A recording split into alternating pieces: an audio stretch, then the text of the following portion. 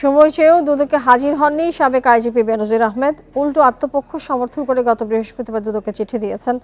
এখন বেনজিরের বিরুদ্ধে আইনি ব্যবস্থা নেওয়া হবে বলে জানান দুদক সচিব খোরশেদা ইয়াসমিন। খতিয়ে দেখা হবে তার পাঠানো চিঠিটিও। তবে বেনজির আহমেদ দেশে না বিদেশে রয়েছেন তা জানায়নি দুদক। এ নিয়ে আলোচনা করতে রাজধানীর লালমাটিয়া থেকে আমাদের সঙ্গে যোগ দিচ্ছেন সাবেক অতিরিক্ত সচিব আকমত সাইফুল ইসলাম চৌধুরী এবং বিজয়নগর থেকে আছেন দুর্নীতি দমন কমিশন দুদকের আইনজীবী খুরশিদ আলম খান। আপনাদের দুজনকে স্বাগত জানাচ্ছি আমাদের এই সংবাদে। শুরুতে যাচ্ছি দুদকের আইনজীবী খুরশিদ আলম খানের কাছে। খুরশিদ আলম খান, বেনজির এলেন না, কোথায় আছেন তাও জানা নেই, তাহলে দুদক থেকে আসলে কি লাভ? জি দেখুন, আপনাদের একটু সংবাদে বারবার আসছে তদন্ত। এটি কিন্তু তদন্ত না, এটা একটা অনুসন্ধান। এটা অনুসন্ধান কাজের অংশ হিসেবে ওনাকে জিজ্ঞাসাবাদের জন্য ডাকা হয়েছিল বিধি ৮ অনুযায়ী, এবং সেখানে দুদক ডাকতে বাধ্য না, কিন্তু দুদক মনে করেছে ওনাকে ডাকা উচিত। উনি আসেননি। আজকে ওনার দিন ধার্য ছিল, উনি বৃহস্পতিবার লিখিত জবাব দিয়েছেন আইনজীবীর মাধ্যমে। তো এটা ধরে নিতে হবে, এটাই ওনার বক্তব্য। এবং এটা দুর্নীতি দমন কমিশনের অনুসন্ধানকারী দল এটা পরীক্ষা নিরীক্ষা করবে, পর্যালোচনা করবে, করে তাদের নথিতে তাদের অপিনিয়ন ব্যাখ্যা দিবে। কাজে it's a part of inquiry, অনুসন্ধানের অংশ বিশেষ। কাজেই এখানে বাকি অনুসন্ধান কার্য চলতে আইনত কোনো বাধা নাই, এবং একটা পর্যায়ে গিয়ে অনুসন্ধান কার্য শেষ হয়ে কমিশনের কাছে একটা রিপোর্ট দিবে। সেই রিপোর্টের ভিত্তিতে কমিশন তার সিদ্ধান্ত নেবে। সেক্ষেত্রে দুদকে কেউ না গিয়ে চিঠির মাধ্যমে সরাসরি আসলে এভাবে তার বক্তব্য দিতে পারেন কিনা, এবং পাশাপাশি না, আইনে কোনো চিঠিতে বাধা তিনি নেই। কি বলেছেন এবং তিনি কোথায় আছেন সেই বিষয়ে উল্লেখ করেছেন কিনা? না, সেটা দেখুন, উনি লিখিতভাবে উত্তর দিতে আইনজীবীর মাধ্যমে, এটা আইনে কোনো বাধা নাই, এটা দিতে পারে। এবং দুদক সেটা নিয়েছে। এখন অনুসন্ধানকারী দল সেটা পর্যালোচনা করছে। উনি কোথায় আছেন, কিভাবে আছেন, এটা তো এই মুহূর্তে দুদকের জানার বিষয় নয়। কারণ উনি তো এখনো অভিযুক্ত হননি, ওনার বিরুদ্ধে অভিযোগের অনুসন্ধান চলছে। কাজেই উনি কোথায় আছে এটা আমি মনে করি ব্যক্তিগতভাবে এটা দুদকের জানার বিষয় নয়। জি, সঙ্গে থাকবেন খুরশিদ আলম। আমি একটু আকমত সাইফুল ইসলাম চৌধুরীর কাছে যেতে চাই। আকমত সাইফুল ইসলাম চৌধুরী, আপনার কাছে আমার প্রশ্ন যে রাজস্ব কর্মকর্তা মতিউর রহমান যদি পালিয়ে যান তাহলে আপনি অবাক হবেন কিনা?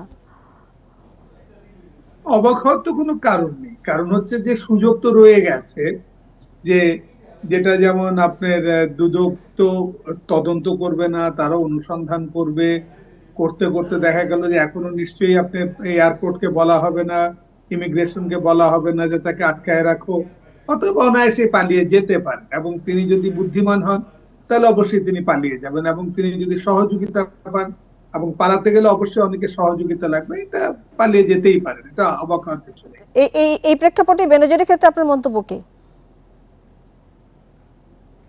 মন্তব্য করতে গেলে যেটা হচ্ছে যে আমরা সুযোগগুলো করে দিচ্ছি। আমাদের এখন যেটা হচ্ছে যে সার্বিকভাবেই যেটা মনে হচ্ছে যে কেউ কেউ ভুলক্রমে ধরা পড়ে, মানে যেটা হচ্ছে যে মাছ ধরার মতন অবস্থায় যদি আমরা চিন্তা করি, তাহলে যে বড়শিতে মাছ ধরার মতন কেউ কেউ হঠাৎ করে বড়শিতে গেঁথে যাচ্ছে। তো এই বড়শিতে গেঁথে যাওয়া, কে গেঁথে যাবে তাই, কিন্তু এটা তো জাল দিয়ে ধরা হচ্ছে না। অতএব যারা গেঁথে যাচ্ছেন তারা আত্মরক্ষার চেষ্টা করবেন। এবং বড়শিতে আপনি লক্ষ্য করে দেখেছেন, বড়শিতে কিন্তু টোকা দিলেই, মানে ঠোকর দিলেই বড়শিতে সে মাছ ধরে না, ঠোকর দিয়ে আদারটা খেয়েও চলে যায়। অতএব জি বড়শিতে ঠোকর দিলেই যে ধরা পড়বে বড়শিতে, এমনও কোনো কথা নেই। আমরা আসলে বড়শি দিয়ে ধরা যাবে না মাছ। জি, এইসব সঙ্গে মাছ থাকবেন। আমি ধরতে আপনার গেলে এই জগৎ প্রশ্নটির উত্তর একটু জানতে চাই খুরশিদ আলমের কাছ থেকে। খুরশিদ আলম, আপনি আকমত সাইফুল ইসলাম চৌধুরীর প্রশ্নের উত্তরে কি বলবেন আসলে? জি হ্যাঁ, দেখুন না, ওনার উত্তরটা আমি এভাবে দিচ্ছি। একজন ব্যক্তির অভিযুক্ত হোক আর না হোক, তার বিদেশ যাওয়ার রেস্ট্রেন করতে হলে একটা আইন মেনে চলতে হবে। হ্যাঁ, 2021 সালের সেপ্টেম্বর মাসে আপিল বিভাগ সুপ্রিম কোর্টের একটা গাইডলাইন দিয়েছেন, 8টা গাইডলাইন দিয়েছেন কোন কোন ক্ষেত্রে একটা ব্যক্তিকে আপনি বিদেশ যাওয়া ডেভার করতে পারবেন। কাজে দুর্নীতি দমন commission being a statutory body, তাকে ওই গাইডলাইনটা তাকে মেনে চলতে হবে। It is binding on the commission, not only commission, it is binding on the as well as government. কাজেই সেই গাইডলাইন মেনেই দুর্নীতি দমন কমিশন তার পদক্ষেপ নিবে। এবং কি পদক্ষেপ নিবে এটা তো আগাম কাউকে বলবে না, একটা প্রসিকিউশন এজেন্সি আগাম তো কখনো কাউকে জিনিস বলতে পারে না আমি কি পদক্ষেপ নিব। কাজে আপনাকে অপেক্ষা করতে হবে, দেখতে হবে মিস্টার সাইফুল আলমের কমেন্টটা কতটুকু সত্য। জি, এটা একটু আমি এই ওয়েট। প্রশ্নের উত্তর জানতে চাই। আপনি যে যে বেনজিরের প্রেক্ষাপটে যেটি ব্যাখ্যা দিলেন, জনাব আকমত সাইফুল ইসলাম, আপনি কি এই জবাবে সন্তুষ্ট কিনা?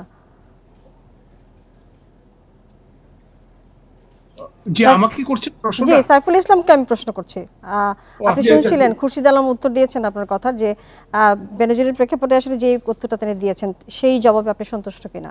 না না, এটা তো আপনার না, মানে আমাদের যে আইনগুলো যেটা রয়ে গেছে তাতে আপনি তো ধরতে পারছেন না। যেটা আপনি পাশের দেশে দেখেন যে আপনি কারোর বিরুদ্ধে খবর পাচ্ছেন, খবর পাওয়ার সঙ্গে সঙ্গে বাড়িতে যা হানা দিচ্ছে, হানা দিয়ে আপনি হচ্ছে খাটের নিচ থেকে বান্ধবীর বাড়ি থেকে টাকা পয়সা উদ্ধার করে আপনি দেখা গেলো অ্যারেস্ট করে নিয়ে চলে যাচ্ছে।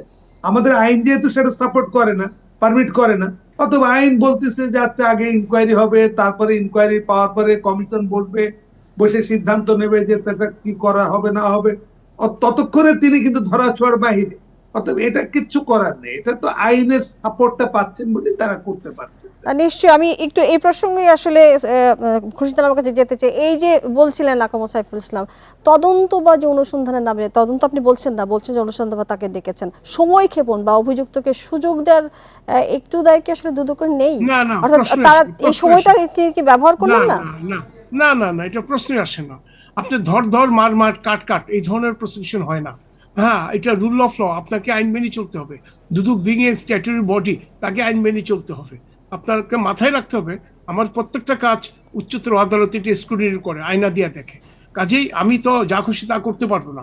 হ্যাঁ, না, এলিগেশন আপনি আসছে। আইনে চললেন, কিন্তু আইন আইন যখন চলতে থাকবে, এর মধ্যে যখন যে অভিযুক্ত সে পালিয়ে যাবেন বা তিনি চলে যাবেন, না না, সেটি আমাকে তো আসলে একটা দায়টি ফাইন্ডিং, আসলে কে না নেবে?